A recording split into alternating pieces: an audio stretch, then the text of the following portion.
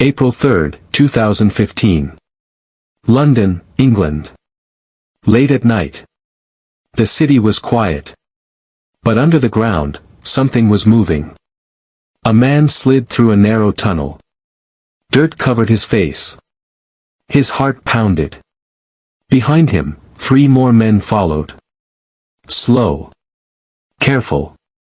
Silent. They weren't kids. They were old. Some had gray hair.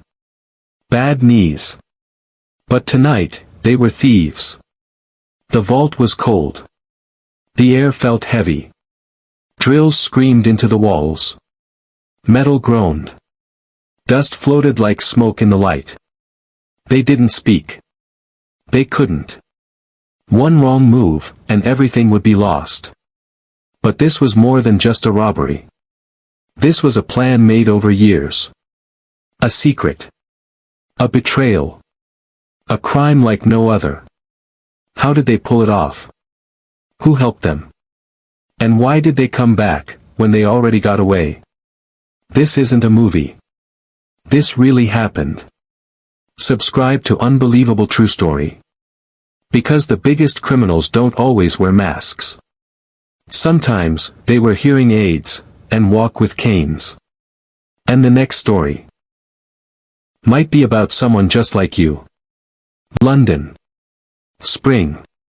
2015. It was the Easter holiday. Families were away.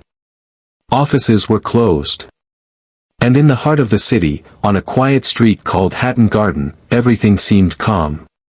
But deep underground, a plan was unfolding. A plan that would soon shock the world. Hatton Garden wasn't just any street. It was famous. Known for gold, diamonds, and cash. Hundreds of jewelry shops. Billions in treasure.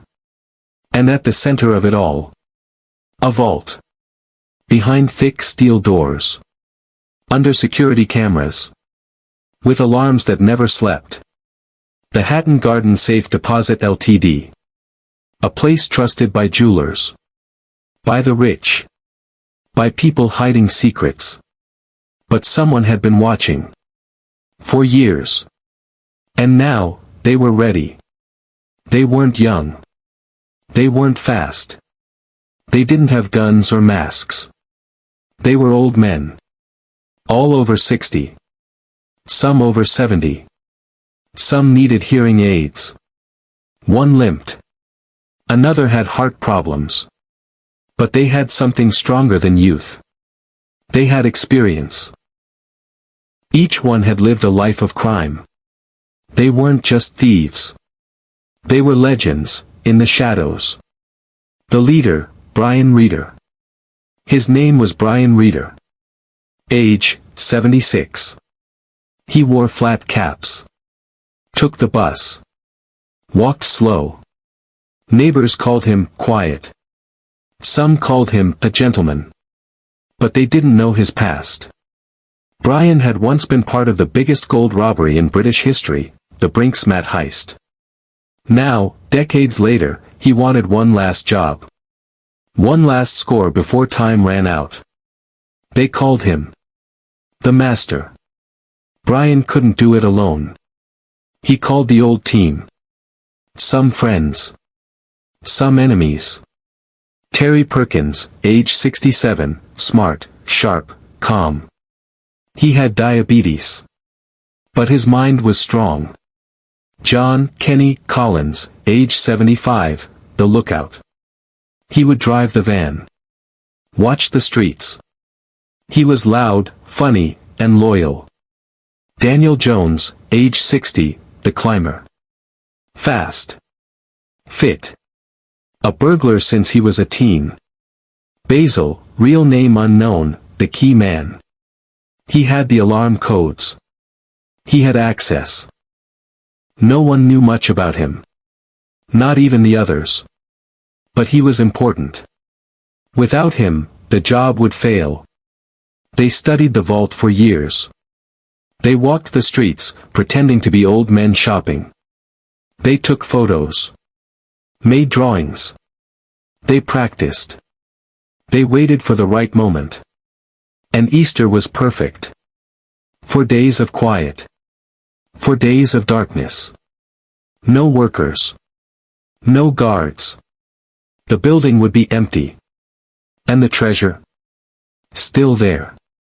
Night 1, Friday, April 3rd, 2015. The men met near the vault. They wore simple clothes. Old jackets. Gloves. Nothing flashy. Brian took the train. The others arrived in a white van. Inside the building, Basil unlocked the doors. They moved quickly. Quietly. First, they disabled the alarms. Then, they went downstairs. Down to the vault. The vault was inside a thick room. But they didn't go through the door. Instead, they went through the wall. A narrow space led to a small elevator shaft. They slid down one by one. They drilled into the wall. They used a heavy tool called a Hilti drill. It shook the concrete. Dust flew everywhere. The noise echoed underground. But no one heard it. No one was there to stop them. They drilled 3 holes. Each hole wide enough for a man to crawl through. But suddenly, the drill stopped. It broke.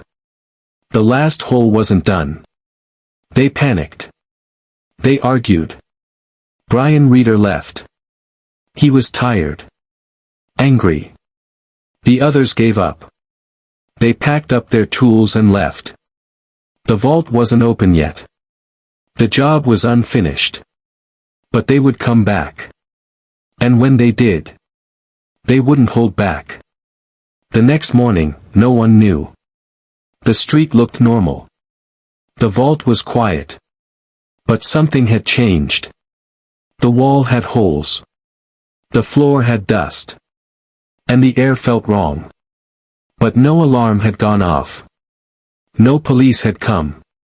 Was it luck? Or was someone helping them? How did they know the codes? Why didn't the alarms work? And who was Basil? One thing was clear. The job wasn't over. This is just the beginning. Because on night 2, they returned. And this time, they emptied the vault. Sunday, April 5th, 2015. Hatton Garden. London. 9:45 p.m. It was Easter Sunday. The city was still quiet. Shops were closed. Families were home. Church bells had rung earlier that day. Now, the streets were dark. But deep under one building, a crime was still alive. They were back. The thieves. Night 2. They walked in like they had before. Same van. Same clothes. Same plan. But this time, no Brian Reeder. He had stayed home. Too risky. Too tired. Now the others were in charge. Basil opened the door. No alarms. No guards. No cameras that worked. They moved fast. Down the stairs. Through the tunnel. Back to the wall. The hole was still there. They had drilled 2 holes on Friday. But the third wasn't finished. They worked fast. Jones crawled in. Perkins helped drill. Collins watched the street from the van. The vault smelled like dust and oil. It was cold. Boxes lined the walls. Strong boxes. Safe deposit boxes. Each one held something valuable. Gold. Diamonds. Cash. Maybe even secrets. The men didn't care what was inside. They wanted everything. They brought tools. Big ones. Metal bars. Screwdrivers. Sledgehammers. They smashed the boxes open. One by one. They didn't stop to look. They didn't stop to rest. Dust filled the room. Their hands bled. Their backs hurt. But they smiled. They were rich now. They spent the whole night inside. Working in silence. Sometimes whispering. They opened 73 boxes. Took bags of jewels. Took wads of cash. Left the empty boxes scattered. By morning, they were done. They packed the bags. Gold. Diamonds. Cash. Over £14 million worth. Maybe more. Some said the real number was £25 million. But not all was reported. Some people never told the police what they lost. They walked out like ghosts. No alarm. No rush. The city was still sleeping. They got in the van and drove away. Quiet. Like nothing ever happened. The vault opened again on Tuesday. April 7, 2015. Staff walked in. And stopped. The place was a mess. Boxes broken. Jewels gone. The wall had 3 holes. It looked like a war. They called the police. News spread fast. Hatton Garden robbery. Headlines across the world. Reporters called it the biggest heist in British history. Old men had pulled off the impossible. The press had a name for them. The bad grandpas. The diamond wheezers. But this was no joke. Police found no fingerprints. No working cameras. No alarms had gone off. It was like magic. The thieves had planned everything. They had worn gloves. Covered their faces. Cleaned their tools. No mistakes.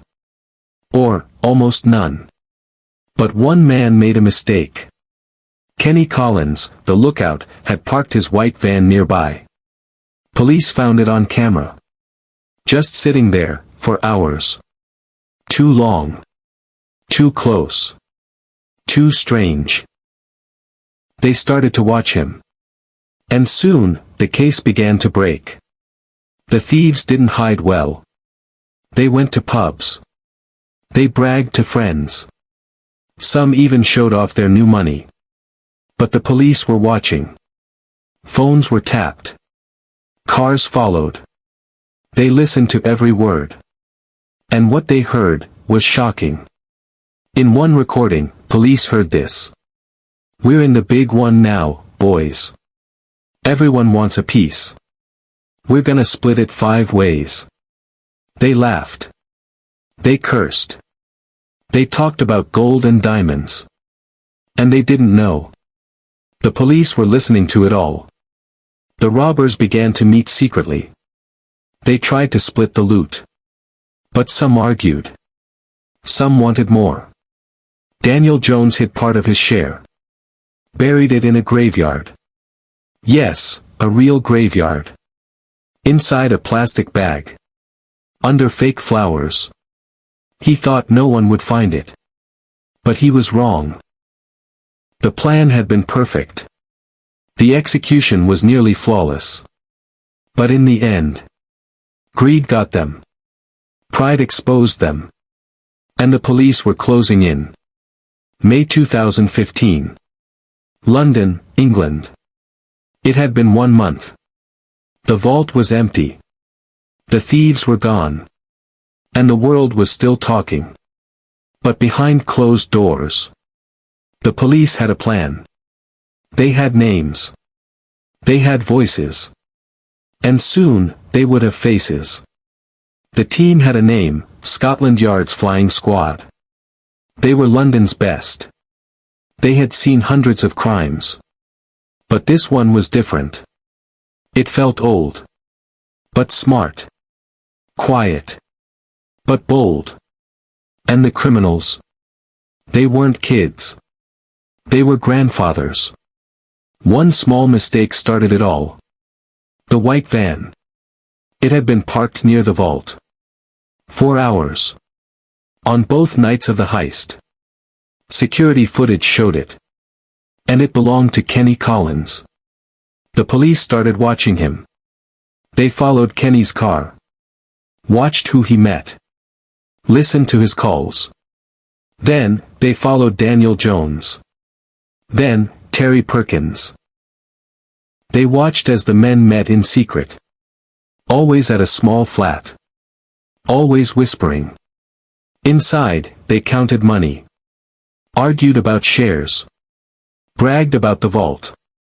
But they didn't know. The flat was bugged. Hidden microphones caught everything. Police listened for weeks. They heard the old men laugh. Swear. Talk about gold. Talk about hiding money. They even joked. They'll make a movie about us, won't they? We're the old-timers. The legends. But time was running out. The police were ready.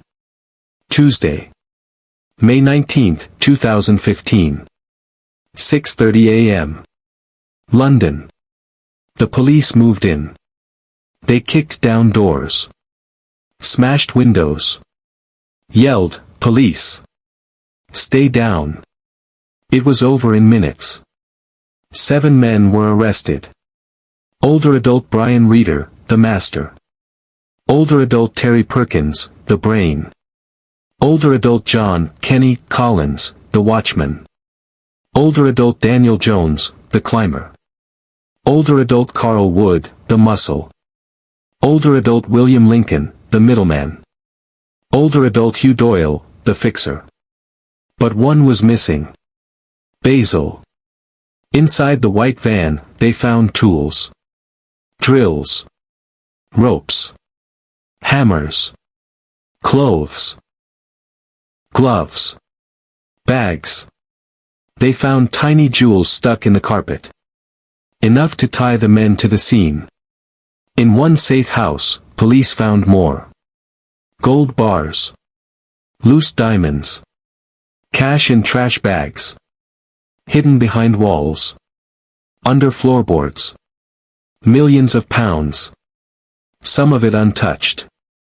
Still wrapped. Police followed Daniel Jones to a graveyard. They dug under a grave. And there it was. A bag full of gold and gems.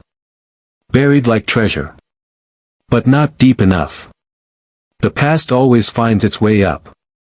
But Basil, the man with the alarm codes, was gone. He had no real name.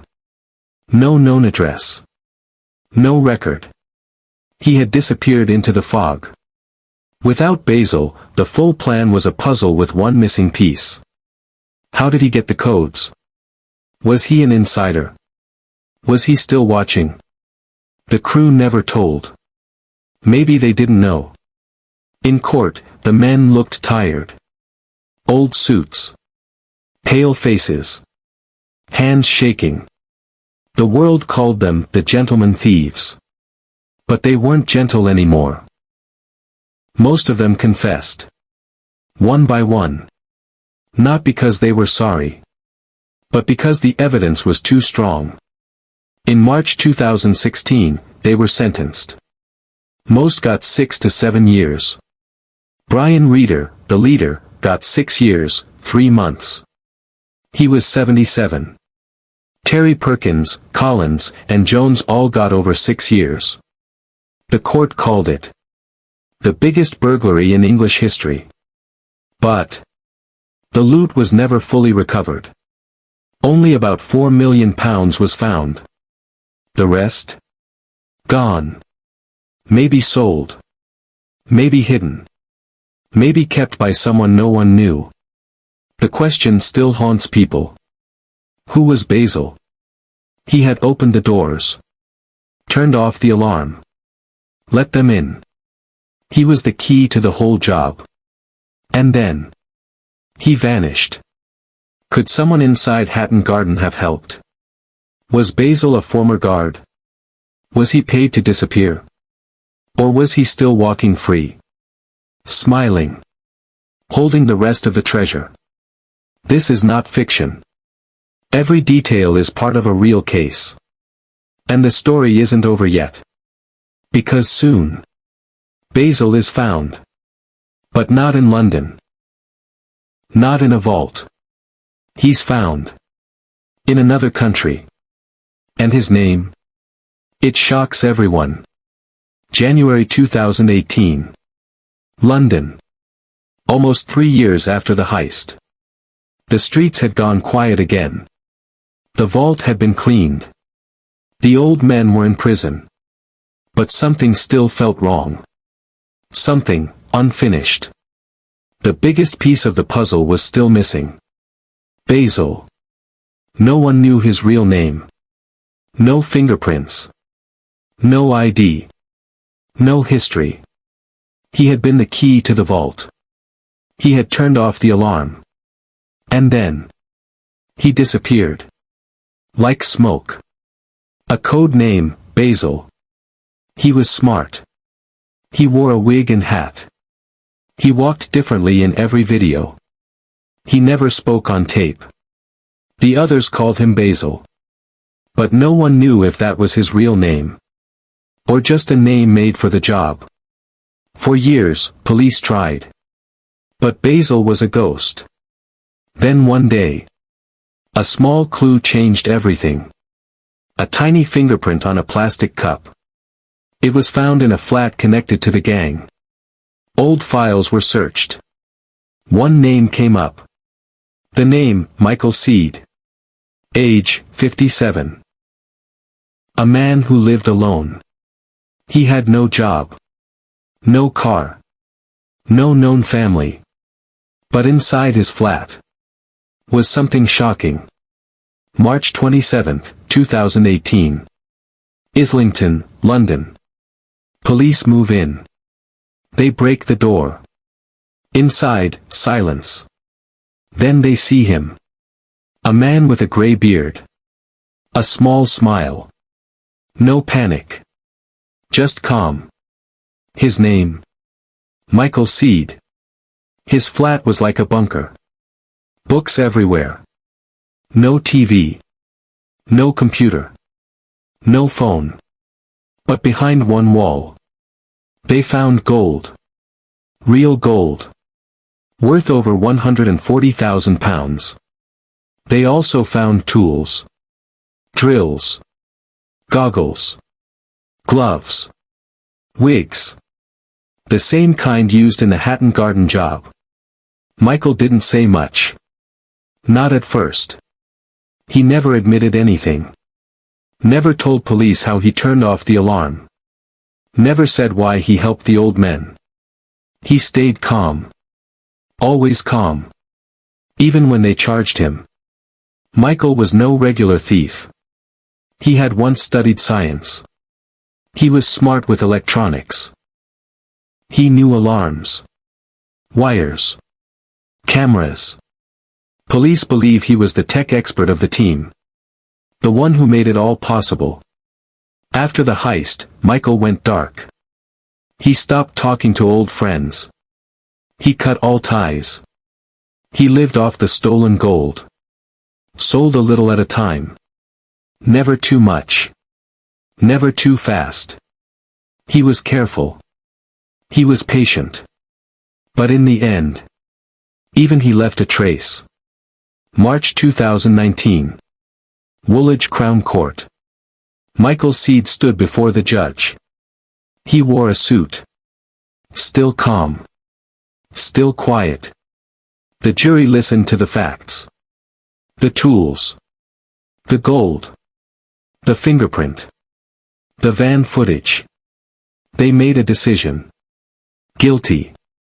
Michael Seed was sentenced to 10 years in prison. He never confessed.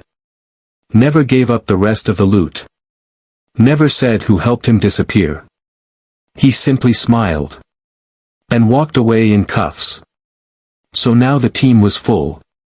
All 8 men. But still, something was missing. The stolen goods. Only about £4 to £5 million had ever been found. The rest? Gone. Could it be in another grave? Another flat? Another country? Or maybe it was spent. Slowly. Quietly. Over time. Who helped Basil disappear for so long? Did someone inside the vault help? Why didn't the alarms work? And most chilling of all. Could it happen again? Some people called them heroes. Cool old men. Legendary thieves. But others called them something else. Selfish. Dangerous. Criminals. They didn't just steal from banks. They stole from people's memories. Family jewels. Wedding rings. Heirlooms. History. Gone. Terry Perkins died in prison. Brian Reeder was released for health reasons. Others are now free. But they're old now. And time always wins.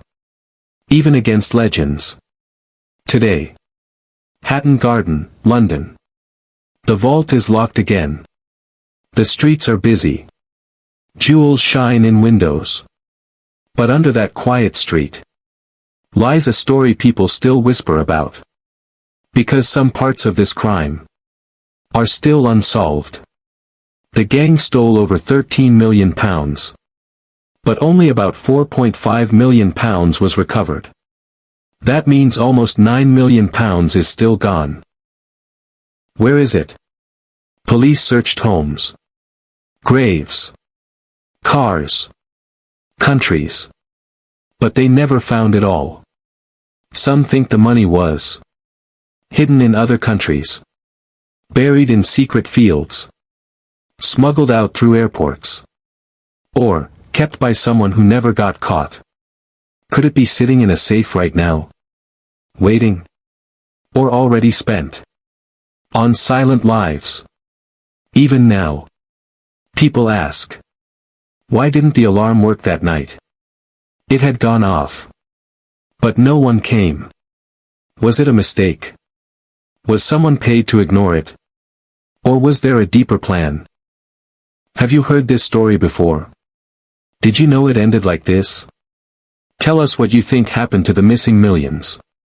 And if you're drawn to real stories that stay with you, subscribe now to Unbelievable True Story.